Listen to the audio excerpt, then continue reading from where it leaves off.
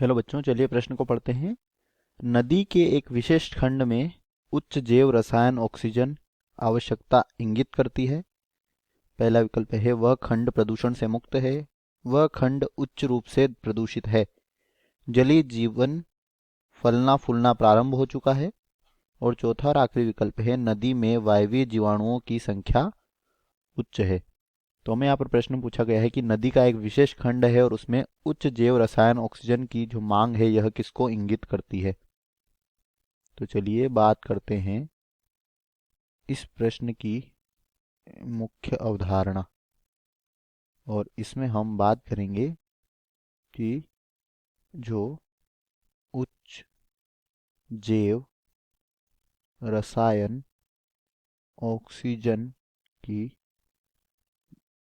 उच्च जैव रसायन ऑक्सीजन आवश्यकता जो होती है यह किसी नदी के खंड में किसको इंगित करती है। तो बच्चों, कार्बनिक पदार्थों के ऑक्सीकरण के लिए लिख लेते हैं यहाँ पर कार्बनिक पदार्थों के ऑक्सीकरण या हम कह सकते हैं अपघटन। ऑक्सीकरण के लिए रासायनिक पदार्थों को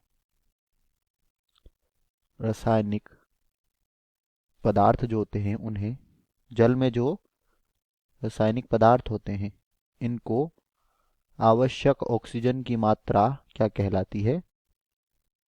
आवश्यक ऑक्सीजन की मात्रा ही उच्च जैव रसायन ऑक्सीजन आवश्यकता या केमिकल ऑक्सीजन डिमांड जिसे COD भी कहा जाता है।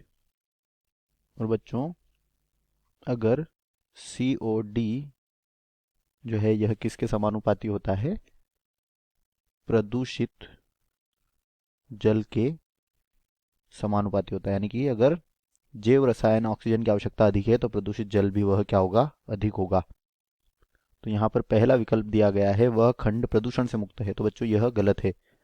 अगर क्या होगा, जैव रसायन ऑक्सीजन की आवश्यकता उच्च है तो प्रदूषण भी क्या होगा, उच्च होगा।